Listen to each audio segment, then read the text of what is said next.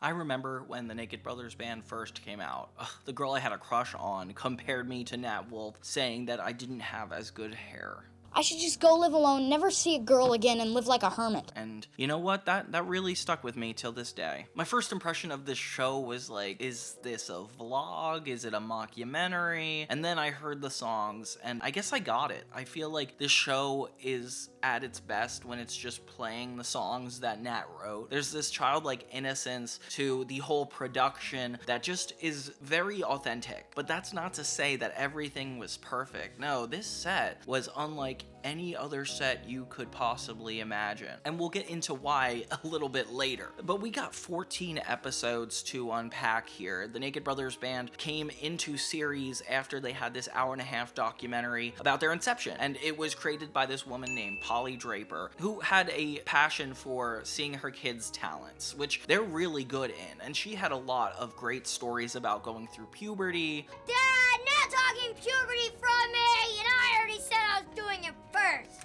Having your first kiss and growing up as a male in this emotionally intelligent society. I don't know why they just touch on such important topics in such casual ways in such an amateur format. Like, it's crazy. But the whole first season is about these guys pretty much finding their way around the New York band scene, eventually culminating in a Battle of the Bands episode at the end. And it's not like Big Time Rush where the whole first season is like about them making this record and then they finally get the record. No, it's more like a day in the life with a bunch of different like vignette moments that eventually a really important episode happens later. But really, there's nothing consistently tying them together. You could watch them out of order. There's nothing about it that's like trying to stay in. There's some significant character development moments and serialized elements with the character relationships. Nat and Rosalina, very touch and go throughout most of the first season. But I love the way their love story is handled. For me, the craziest part of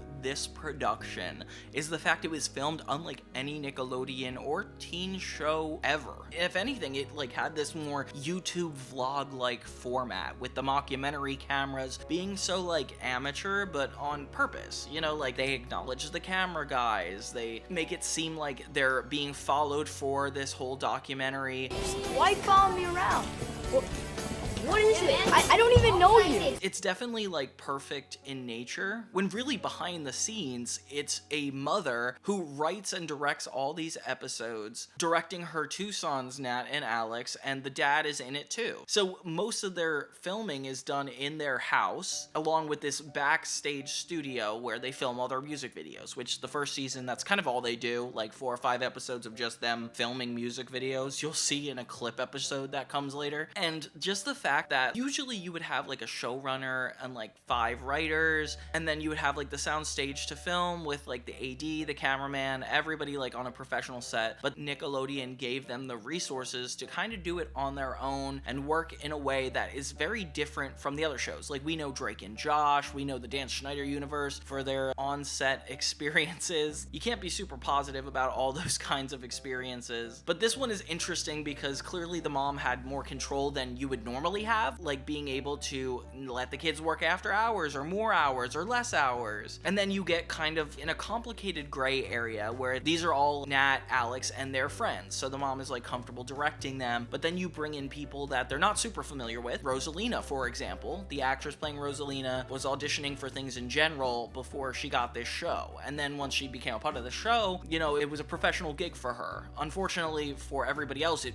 wasn't as professional as a gig. Like, it was literally the mom. Like, how do you argue with the showrunner, director, and producer? Like, you're throwing too many hats in one basket. And if you're Nickelodeon, you're not taking it as chill as a normal show would be on YouTube or a vlog. Back then, they were probably striving for professionalism, probably to a fault. You could see on the girl who plays Rosalina's TikToks that she didn't have a great time on set, and you could tell throughout these episodes that she was a little bit of an outcast. Not like in an intentional way, but if the set is that condensed and the quality is that of like a YouTube video or a vlog, it's hard to get the amount of resources you would need for something like that. Leading to a lot of people being in a complicated situation. Like, for example, in the kissing episode where the director forces Rosalina to kiss Nat, like, that's so awkward. And apparently, like, outside of that, they also had the same argument. Why do we have to make people uncomfortable just to tell very specific stories? If a story is really meant to be told, I feel the natural environment around it needs to be invited in, not like forced to the side. For example, like schoolwork. There's an episode where the boys are studying over summer in their sound studio. And while this was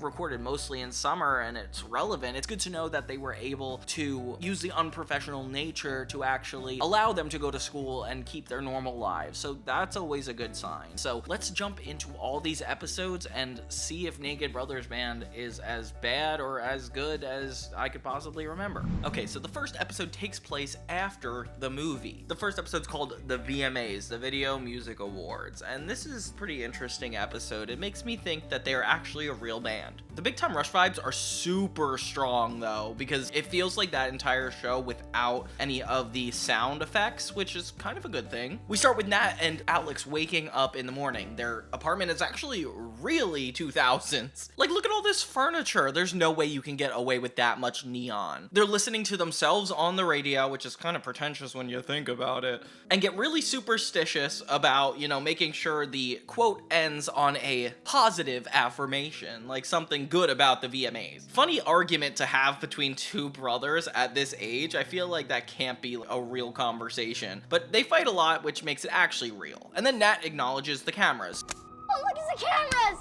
Oh, they're here! So everything is very meta, very fourth wall breaking. Literally, Alex tries to hide from it. We meet the dad as he comes down for breakfast, and he is just obnoxious in front of the camera. Hi, I'm just playing my accordion, don't mind me. Like, he is a completely different person. Apparently, this guy is a jazz musician in real life, along with being their actual father. The mom is not in the picture, we don't really talk about it, but if you look at the credits, you'll know that Polly Draper is actually the showrunner, the writer, everything about this show kind of has to do with her. So she's in charge of everything, it feels like. Very home movie style. We get to see all of his bandmates for the first time since the movie, and everybody looks as mature as 9-year-olds can look. Like, it looks like time has passed and they're taking themselves seriously. Alright, you can't be late. This is the most important day of my life. You have to be there 5 sharp. Which is so funny for like this fake small band. And the fact that these kids take it so seriously, like as if they're just a part of the adult world now that they're in a band. I don't know, it just seems ridiculous, especially since they're playing basketball in their apartment. But it's got a very New York vibe to it. It's something I could say that Big Time Rush never really had. There's a babysitter named Jessie in their corner, and that's one of the main characters of the show. She follows Nat and Alex, kind of gives them advice every now and then, but more so Alex just keeps hitting on her. You took a ride with a strange man? It was free. Free? I don't think so. Not with a guy named George. Oh. Throughout this entire show, it's gonna get really exhausting, especially since this girl is actually his cousin in real life. Yeah, there's some wacky things about this show, but hey, let's keep going. The plot becomes a lot more about astrology as Jessie gives everybody their horoscopes, and Alex's is that he could get into big trouble if he doesn't avoid being in vehicles or something. I don't know, something really specific. Stay away from motor vehicles and falling objects.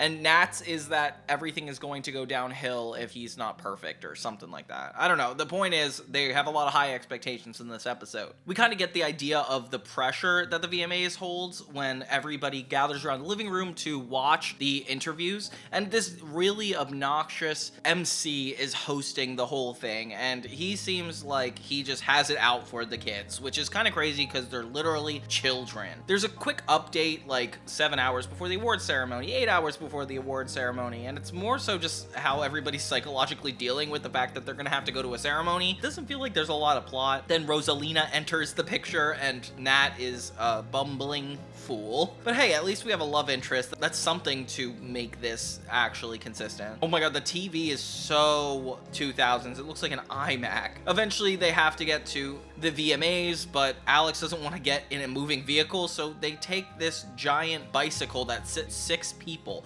which earlier in the episode, Jessie had this guy following her around saying like, use my bicycles, which I think happens in New York, but yeah, it's just really awkward and she doesn't know how to reject him, so he keeps like bothering her, and that's how they end up getting the bikes in this part. So I don't know if she's a good babysitter or what's going on. And yeah, they have a lot of famous people in the shots for the VMAs. I wonder where they actually got this footage. And Nat has like a little speech about how he was so nervous today and that they're not gonna let anything stop them. And the guy Cooper, their business partner, who kind of looks like a mini Marshall from Sunny with a Chance, yeah, he flips the MC onto the floor, which is supposed to be the end of the arc. I don't know, it just seems like physical violence to me, but hey, that's how Nickelodeon does things sometimes. It's just how they are. It ends with a 3-minute music video. Oh my gosh, I guess they just had to fit 23 minutes into a plot and they could only fit 20 because it's just them on the New York City skyline, which they could have just used this for commercial breaks in between the episodes, but hey, I'm not telling them how to fill time. But yeah, it's really cute. It's funny how they all take themselves so seriously and the world does as well. It makes for like the kids' imagination to really run wild to see what you could do with such a feat. And I thought this was very inspirational at the time when I saw it because I mean YouTube was just barely going on, so like to think that kids could be famous was very new of a concept and really didn't settle in that much. It's definitely written very sensitively. Like you could tell that the mom, Polly Draper, really wanted her kids to understand these things about growing up or masculinity, because a lot of it references what it's like to grow up, to have a crush, to deal with all this pressure and yet somehow be a boy band in a documentary. I don't know, there's a lot to juggle here. The second episode is where it gets a lot of respect for me because I obviously love talking about mental health, and it seems like the mom who wrote this show was really emotionally intelligent because she has a lot of plots that involve dealing with your emotions or how they come across to other people, especially with Nat and Rosalina. The episode's called Wolf Boys Cry Wolf.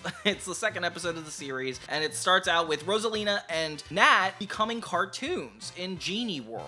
Yeah, so it's them shooting a music video, and it seems like this is where Nickelodeon really comes into shine. They just love doing cartoons, and I feel like that's why they picked up this show, because there'd be a lot of ways to interweave their animation through the live action stuff, despite its really campy elements already. The show without cartoons feels like a cartoon. The director is introduced, and he's really obnoxious. He's in more than one episode too. His whole goal is to get Nat to cry in the music video. Everybody is taking this so seriously. Nat is trying to cry, and Alex gives him an example of why tears are easy to manipulate, and he just like cries on command constantly, and he's like really good at it. The fact that he's a Scorpio makes a lot of sense to me. Real tears. How do you do it? I'm a deep guy.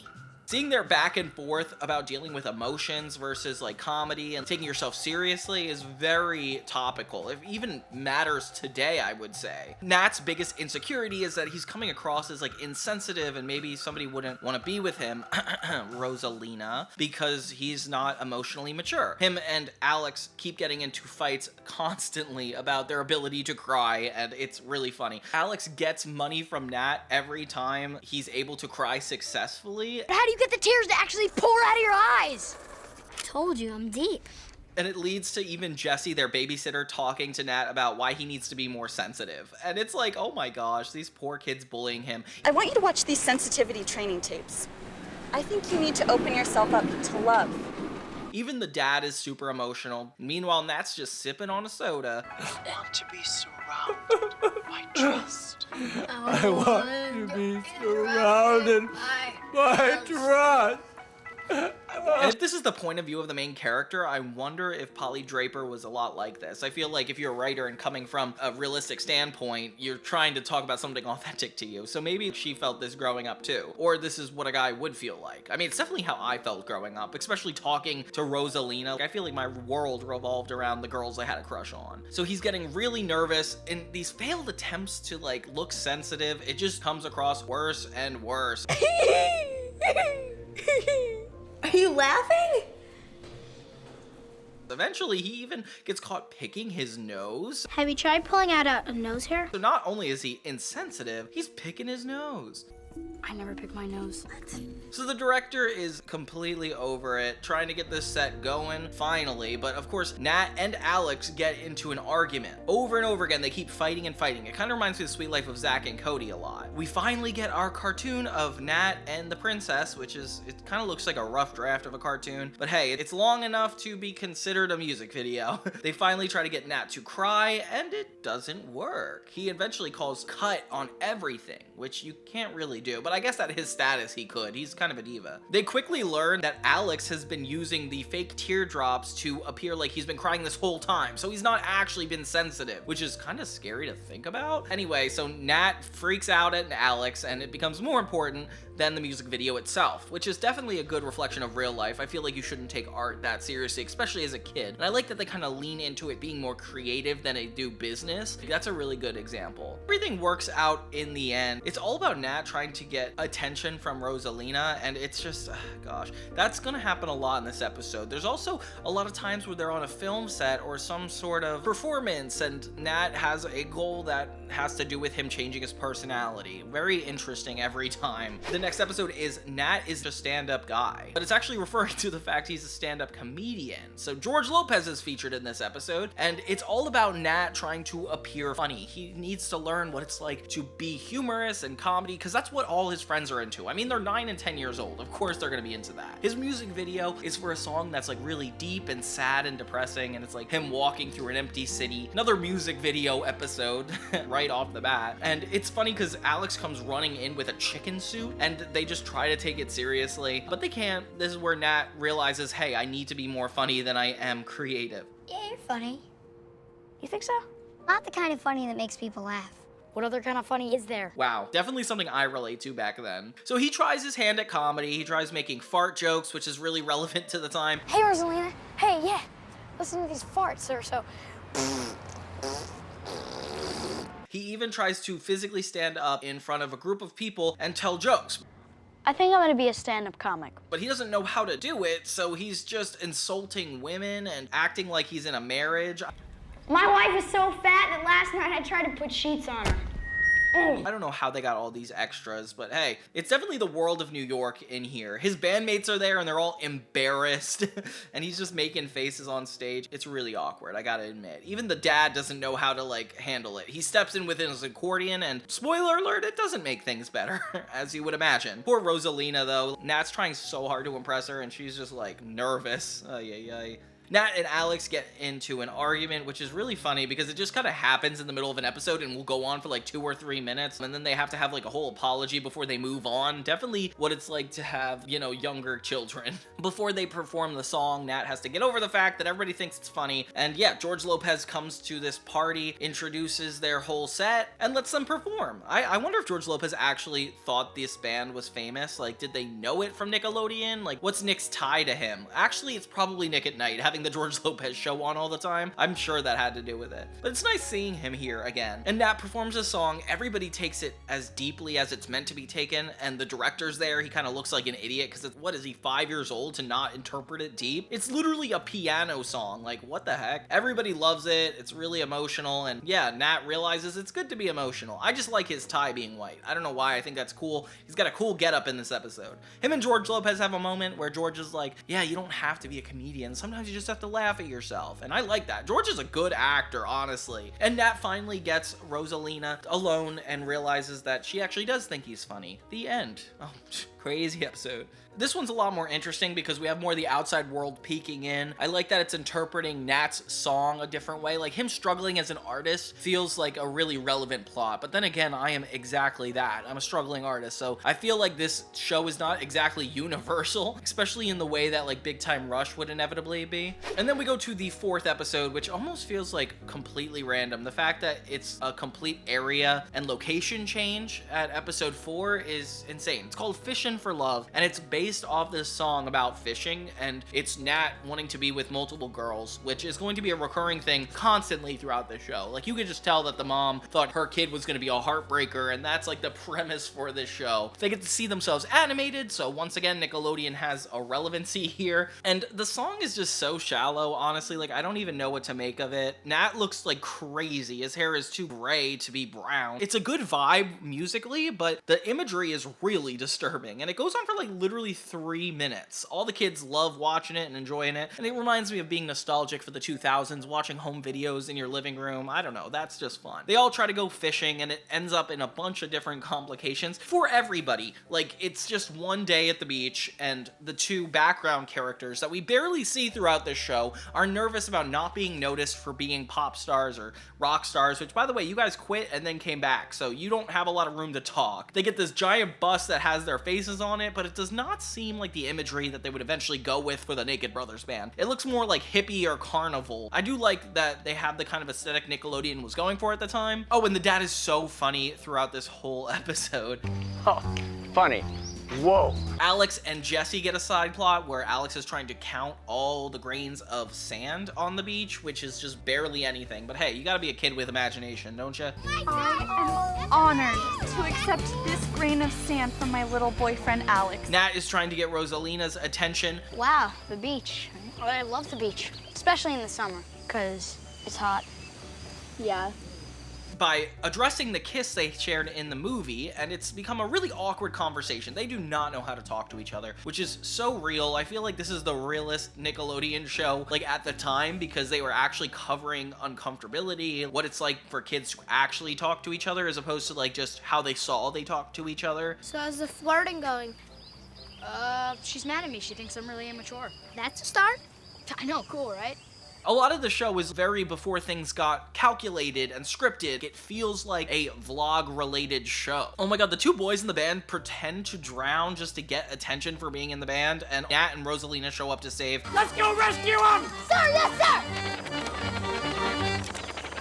Which they don't even seem concerned. I don't know who won in this episode. It just feels like a day at the beach recorded with a bunch of kids, and they had a bunch of plotline ideas that they took on one by one. The girls at the beach start hitting on Nat over and over again, trying to give him kisses, and Rosalina is trying to prove that, like, the kiss meant nothing, which I thought she had a crush on him, but maybe she's just acting coy. I don't really know what it was like at that time, but she's just saying that kisses don't mean anything, kisses every guy on the cheek in the episode, and it's kind of uncomfortable because this poor girl, like, we barely know her, and I feel like she was just not involved until she had to be, and now she's just kissing a bunch of people. It sucks that, like, they made her do this, like, scripted wise, because I think she's the only character that actually isn't related to the band or has friends in the friend group, so it seems like it had to be something, like, different completely. Finally, they leave a day at the beach, and that's all it really was. I don't feel like anything was resolved or even moving on. Well, I guess Rosalina puts her head on Nat's shoulder, which will come up a lot more times in the future for the record, but in this instance, it's just like resolving their relationship issues. Okay, so yeah, Naked Brothers Band so far, very interesting peek into the child celebrity life, with also somehow dodging all child endangerment laws. I don't know, that's what I'm thinking. Now, number 5 is Alex's clothing line, which is actually really funny. I feel like the kids are just taken so seriously in the fashion world as well as the music world. Like, it's one thing that we have to believe a bunch of 12-year-olds would be world famous, but we also have to believe that Alex started a clothing line. It is funny how seriously he tries to take it throughout this entire episode, and it's very funny. Milk is his whole selling point. But I don't think the song captures the loveliness of the milk. Milk isn't peppy or yappy. Milk is cozy, ice cold and white, and they grow it from fresh red and white cartons. But the clothes are awesome, though. The clothing brand is just Moo, and I don't know why he's so obsessed with this. Alex Wolff socks. When you want something special in a sock. They're funky here to keep them from getting funky on your feet. In the B plot, which is really supposed to be the A plot, honestly, it's about Nat. He wrote lyrics to this song. It says blonde hair and blue eyes, so obviously he can't trace that back to her. And he's only doing this because he's worried about everybody making fun of him, which is kind of crazy. I feel like that's his whole goal, is just trying to look normal. But then you see him with an actual blonde girl with blue eyes. Oh my gosh. So Rosalina thinks he's actually seeing somebody or in a relationship, and it kind of bothers her. Alex's clothing line gets all the rage with a bunch of people wearing bandanas with the USA flag on them. Oh my gosh, it's so crazy. Alex, how are you gonna feel when everyone dressed just like you? How am I gonna feel? Sweet. Cool. Meanwhile, we got this bus with a still brand confused logo. I don't understand why the Naked Brothers Band didn't go with their final gut on this, because it's just every time you see the logo, it's just something different, I swear. In a C plot, we see all the other bandmates going to school. It seems like Jesse is their tutor, essentially. They're in the music video warehouse, and it makes me think that maybe this is one of the few locations this family was able to get a hold of. Like, we have their apartment, we have this warehouse. It's just interesting. It feels very homemade, especially in the fact that, like, it's the boys talking to the camera most of the time. So when it's time to actually record the song Nat wrote, Alex has, like, his first diva moment because he lost his identity in making this whole Moo brand. Let's cut to the cheese. My career is over. Oh. Why must the good die young? Like, now he's like burnt out all of a sudden, and it's a lot harder to get their song out. Cooper is told privately from Nat that the song sounds like it's not about Rosalina, just so that way nobody can make fun of him. So that's kind of where we're going from this whole episode. Like, Cooper is really good at kind of keeping it a secret, but it makes him really nervous. Another time he reminds me of Marshall from Sunny with a Chance. Like, he's just so nervous to actually reveal this information. Until later, Rosalina actually sees the tape where he confessed to Cooper what the song's really about, and she likes him again. Okay. Meanwhile, the school is still really confusing. They have the kid's actual principal come in for a moment, and it's kind of crazy. Like, he's expecting to be in a music video, but sees the kids are in school and are like, why are you going through school in the summer? And Jesse, of course, is trying to help them pass class, and it's like, why is that such a big deal? But then again, I guess they're kids, they should be getting out. It is funny that they managed to keep the whole system in check by having the kids go to school, having them interact with each other. They have a whole school life to begin with, and I didn't even expect that because it's so passive, you know, like it's barely in this. Meanwhile, Alex gets a whole commercial for his fashion brand, and the principal from their school apparently is happy they could be in it. Okay, I can't believe this guy's even acting in this show. It's kind of nuts to me. It's kind of sweet how he like tells Alex how much he appreciates the clothing line, and he's wearing his socks, like a very supportive principal at that. He is a little off kilter though, like he acts like a child for most of it, and at least he gets to be in Alex's commercial. There wasn't any extended musical number in this episode, so we don't have to worry about wasting time. It's just all around really fun. I feel like this is a pro Alex episode. Then we have Puberty. So this one is highly relatable. It's basically Nat has this insecurity that if his voice goes through puberty, it gets lowered, he can't sing most of the songs that he's written, which is kind of true. Like, all these songs are very high falsetto. I don't know how any age beside a 12-year-old can sing these songs. Like, it's kind of wacky. We're introduced to this other boy band, which is kind of like the older versions of them. They're called the Adorable Timberman Brothers. Hi, we're the Adorable Timberman Brothers. We used to sing Splishy Splashy Soap Bubble, but now we take baths with it. Try new Splishy Splashy Soap Bubbles. You'll never want to leave the tub. And I don't know why, that's like my favorite antagonist in all shows altogether. It's apparently like a boy band like Backstreet Boys or NSYNC, but they clearly have outlived their prime. Like, once they went through puberty, they weren't famous anymore, and their whole famous bit is being in this Splishy Splashy commercial. So they're still trying to keep their peak energy in it, but it's depressing because they're so old and they're wearing like these kid outfits. Meanwhile, Nat and Alex are having an identity crisis with having to grow up because they don't want to grow up and be like these boys. These boys are cringe. Donnie, Johnny, Billy, Timmerman, Timmerman. The B plot is really good at being interweaved into this though, because Jesse has a crush on these boys. So Alex is having an identity crisis. Like, he wants to be old enough to date Jesse, which is crazy because it's his real life cousin and babysitter, whatever. But he is wearing a beard for most of this episode, and it's kind of wacky. But him and Nat really level with each other because both of them are insecure about getting older and how it's going to affect like the way they act. And it's very deep in a way. My career is over. I'm washed up just like the Adorable Timberman Brothers. With even Rosalina wondering what to do. The dad is able to kind of give Nat and Alex some insight on their whole situation, which is very sweet. Now, my father gave this to me when I was your age, and it's meant so much to me. Deodorant? It was your grandfather's. It's a roll-on. But let's backtrack for a second. The Timberland brothers are all hitting on Jessie all at once throughout this episode, and it is so crazy to think about. And she's like considering all of them constantly. It doesn't even occur to her that they could possibly all be in a boys group. She just kind of accepts all these dates, and then later is surprised when all three of them show up at the place. Oh my gosh, and we get insight onto Rosalina's opinion about Nat's puberty. She's happy that he's finally growing up, and she likes it, which is kind of sweet because, you know, obviously like that's kind of the girl's perspective on what it's like to grow up, and at least there's like positive parts of it. Seeing Nat and Alex trying to fit into the adulthood before it's even necessary is super relatable. Like Alex literally writes a circle around one of his armpit hairs. What the heck? See? A hair. Proof that I'm growing. Oh yeah. And they get a full song number in this. The taxi cab song, they go on for 3 full minutes. I don't know if the Timberland brothers would care if they were doing this, but it's a problem. In the end, it kind of gets resolved. That just has to come to terms with the fact that he's going to get older, and that could come with getting better, not necessarily just getting worse. All around, a really good puberty episode. I guess, I don't know how else they would go about a situation like this. Nat, you've got puberty? Does that mean I'm gonna be an uncle? I really like the introduction of the Timberland brothers. The next episode we have is called A Rebel and a Skateboard. And this is about Alex primarily. He essentially knows that Jesse's going out with the Timberland brothers, which is a nice callback to the previous episode. And he gets so upset because it's real, and he decides to quit the band altogether. No, brother. I must go.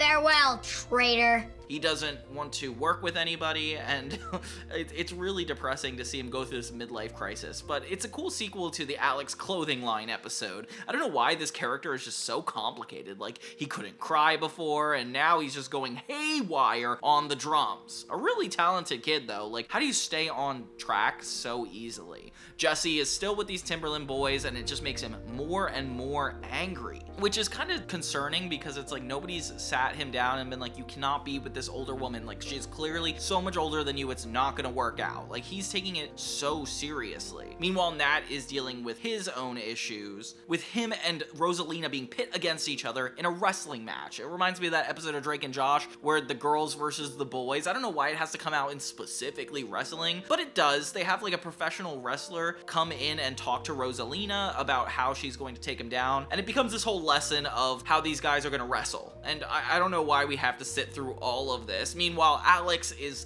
living on his own, no longer a brothers member. He is a rebel living out in the skateboard world. He meets this other guy that he thinks is a guy, but turns out to be a girl, and realizes that girls can be good at skateboarding, making him actually rethink about all this sexism stuff. Kind of cool. I wish Nat had this experience, because he's just insecure this whole episode, constantly insulting Rosalina, constantly being like, girls can't wrestle, and he's trying to hide that he's not sexist, but he clearly is. It comes out a lot. Combined with the sexist attributes and like how Alex is kind of being possessive over Jesse and Nat is being possessive over Rosalina, it's hard not to look at this and take it seriously. I mean, Jesse, in the end of the day, dodges all the Timberman boys just to be with Alex, which is kind of creepy because it makes it seem like it's more realistic than ever before. The bandmates are no help in this episode. They're like either backing up Nat or just completely complicating her relationship with Rosalina. Of course, at the end, they all realize that everybody's created equal, but like that's kind of how all these episodes go. I feel like it's no excuse to the fact that they're so ignorant throughout most of it, and having Alex end up with Jesse at the end of the episode, like they're not together, sure, but it's creepy that that's the resolution to all of it.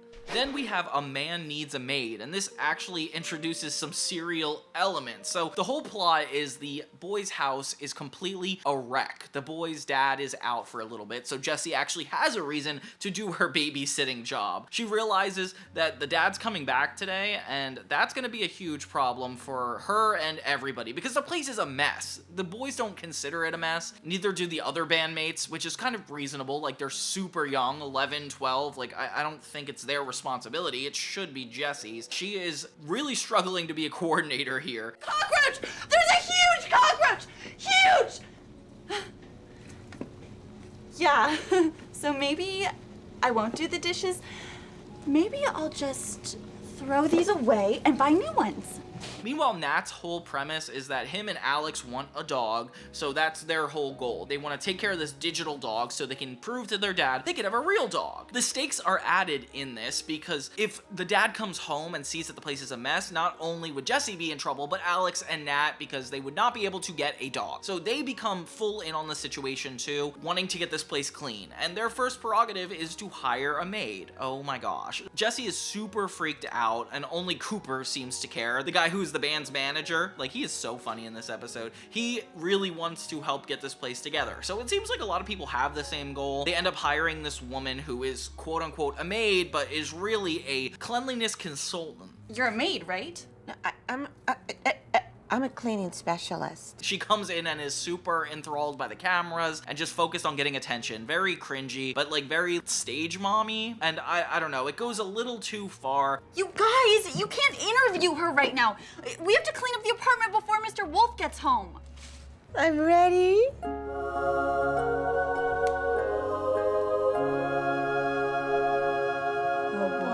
With her not wanting to do any single amount of work. She's just obsessed with the cameras, super unlikable, and nothing is getting clean. Over and over again, we're just worried about this whole situation until the dad comes back and the plot isn't over. Like, we're only 15 minutes into the episode. I'm very confused at how the plot's laid out in this one. The dad doesn't care that the place is clean. He just has a crush on this girl. Oh my gosh, this horrible woman we just met, suddenly their dad and her are hitting it off. She is liking him back just as much, but Jesse, Cooper, all the people that were like worried about the dad being upset with how dirty the place was gets completely thrown out the window, and now he's just hitting on this woman. And that's where the episode ends. Can you believe that? It doesn't even continue. Well, I guess it does in the next episode.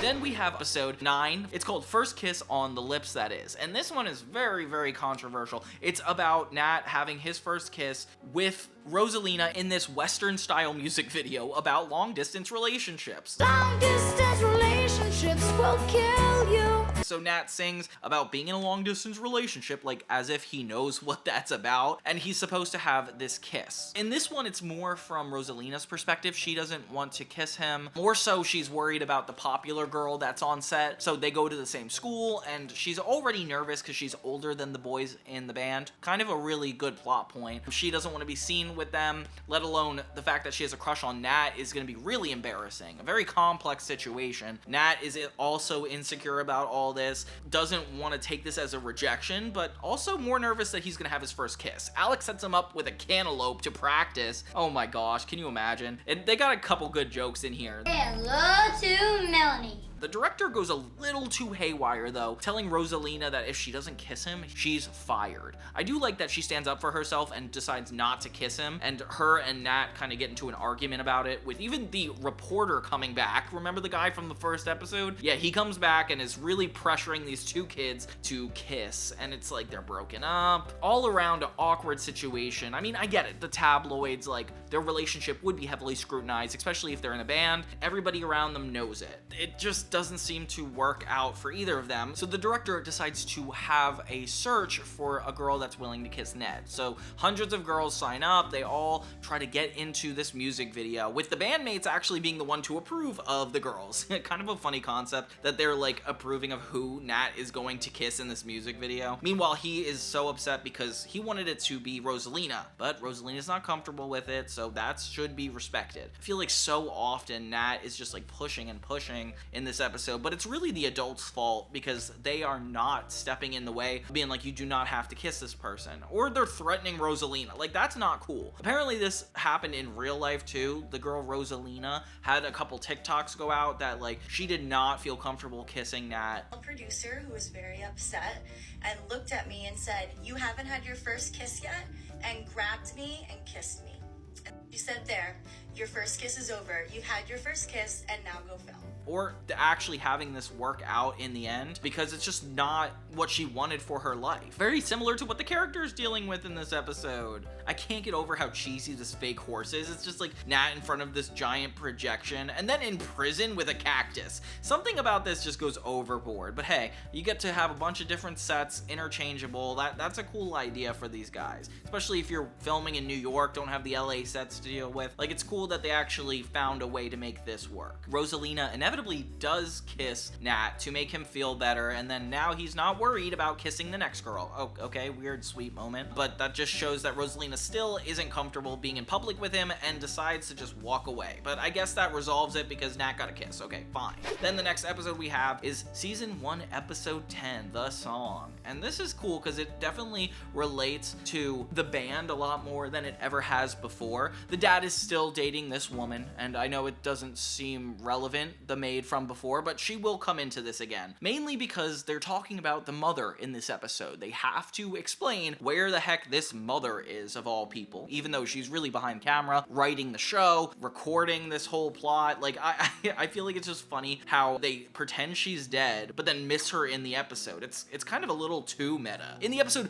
the boys both write a song at the exact same time with the exact same lyrics, even though it's completely separate. Alex accuses Nat of plagiarizing this entire song, but Nat has proof that he wasn't. He has a video of him coming up with the song at the exact same time that Alex came up with this song. Alex has the cameraman record him in the shower singing it, which is actually really uncomfortable. That is a kid, and to think that the documentary camera is still filming throughout the shower is atrocious to me. The bigger plot of the episode is that the dad is going to propose to this woman, the woman that Nat and Alex do not like at all. He calls him to a meeting, and later they find him singing that same song that Alex and Nat wrote, plagiarized, quote unquote, to this woman. So they think that he's stealing it now. Like, the song is just going around being stolen from one person to another, and the dad reveals that it's actually a song that his mom used to sing to both of them going to sleep. So neither of them came up with the song, and neither did he. They actually have this sweet little song. Nice resolution to an episode, I feel like. The fact that they're getting married to this woman and she's clearly a gold digger, like talking about money and not actually appreciating him,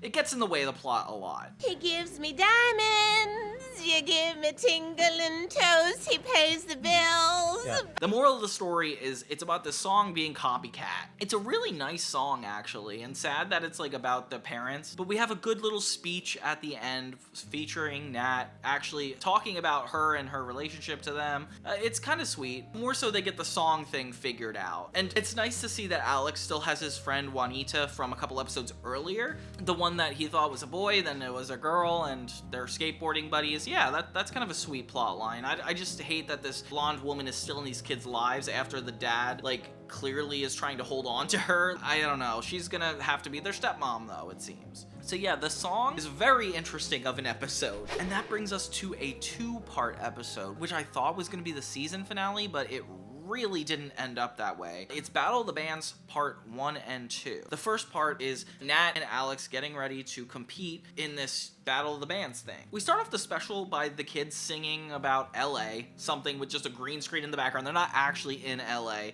And Nat and Alex talk to the camera telling them that this was just a little experiment and that they wanted to see what it'd be like to be in LA. But really it's an East versus West because these people are stuck in New York. They are children, 11 and 12, like they've got a band to uphold. And it becomes a lot more pressure on Nat and Rosalina's relationship because she has a crush on this bad boy from another band, a band that's in LA. His name is Bobby Love. Thank you for being a fan. I'm Bobby, and I love you. And yeah, he's just this emo guy because that's just what was trending at the time. Bad boys on motorcycles, on surfboards. Look at this picture. Look at Bobby Love. He's riding a motorcycle, he's surfing, and drinking a latte all at once. Oh my gosh, can you imagine like this Photoshop picture? So this guy rides around on a motorcycle, impresses Rosalina, and she has a crush on him. Nat tries to act a lot like him, be a bad boy, drink Starbucks, as you can imagine all bad boys did. He even dyes his hair. I don't know how he did that so quickly. Woke up this morning and hello, orange. Talk about a wild night. Wait, is it morning? Just to get her attention, and she's like really uncomfortable and she's like not believing it at all. Later, Nat realizes that this guy is not who he claims to be. He even pretends to be British. So he's not a bad boy, he's not actually British, and he really just wants to be with Rosalina. This bogus little charity gig is gonna get the band a buttload of press.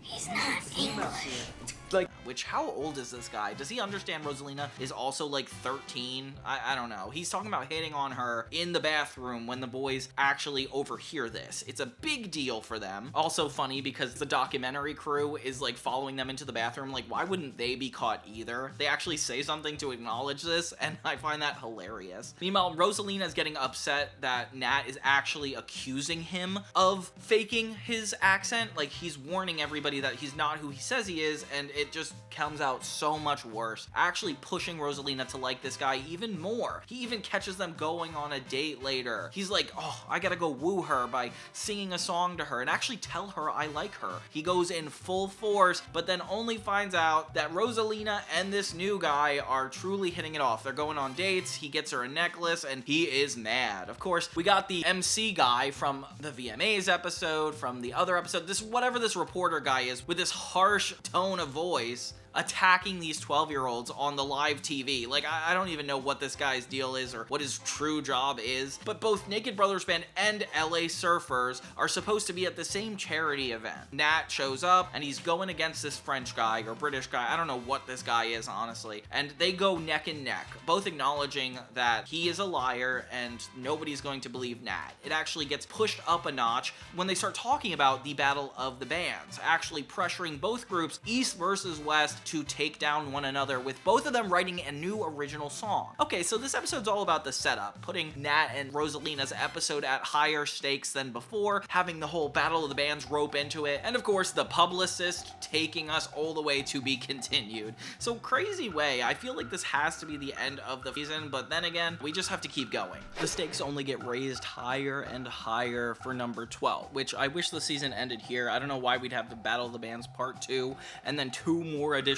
episodes. It just seems unnecessary to me, but I'm not gonna get into it. It becomes a lot more controversial on Rosalina's end because she's defending this British guy, and Nat is just trashing him the whole time. She even goes as far as to quit the band because she's sick of everybody's immaturity, which is fair. She's a year older than everybody, and they're boys, so they're a lot less mature than her. I feel like she's been harping on this for a while anyway. Like, Rosalina doesn't seem super happy with the band to begin with, and Cooper comes in this episode to act as like PR and keep everybody happy, but clearly he like has a tough time doing it. Meanwhile, the dad and this woman that's the maid from the episode before are going to be the opening act, and they are horrible. I don't even think they sing a song and they think they're good. Oh my god, but it's so cute. The kids have like sodas since they're like executives, but they're still too young to drink. So once Rosalina quits, she like fully commits to the LA band. Unfortunately, he betrays her pretty quickly, saying that he went to Hogwarts, which is a bunch of hogwash, if you ask me. That's hogwash. Hogwash. She sees through this immediately, which who wouldn't? I mean, how is he this bad at lying? Like, why would you say you're from there? So the band LA Surfers ends up taking their song and singing it with their band, which is kind of crazy. I don't know if that like would actually happen in real life. Like, I get stealing songs happen. Going on stage to fully sing a song, I mean, the fact that Rosalina was the reason this guy got the binder is a red flag all to begin with. Like, she feels really bad and Nat comforts her, so that's good. But she really betrayed the band in a negative way. I get where she was coming from, but you know, this guy really is not that persuasive. He's not good at hiding secrets. I feel like Rosalina could have picked up on that earlier. Once they sing the song, I'm like, wow, what are these guys gonna do? You said you would have a new song. The new song already premiered. I like don't even know. Nat ends up pulling out another song out of his back pocket, don't know how, and they perform that instead. Okay, great. The British guy gets outed for having a fake accent and all the stuff he was doing, finally, and even his band is turning against him. They use a pile of balloons to scare him during his set, which it's so weird to think that this guy has a perpetual fear of balloons, but we never quite get into it. Like, it's just ridiculous. I really do like the LA song, though. I feel like it's better than you would think. In the end, the Naked Brothers Band come in and save the day, and it's really sweet. Nat has like a little speech about coming all this way and singing a different song, and they sing The Girl of My Dreams, which is really sweet, especially since it's about Rosalina, but I don't think she deserves the forefront of this episode's plot considering everything that just happened. and that's kind of where I see the season ending. But then we have episode 13, which is about all the boys assuming that Jesse is a alien, and it's kind of ridiculous. It seems like an excuse to just promote this song Run Run Run, which I remember super well. Do you guys remember Run Run Run? Listen to it. Yeah, isn't that crazy? They're on a setup for a music video about aliens, so it's only natural that they suspect that Jesse is an alien. Let's roast marshmallows.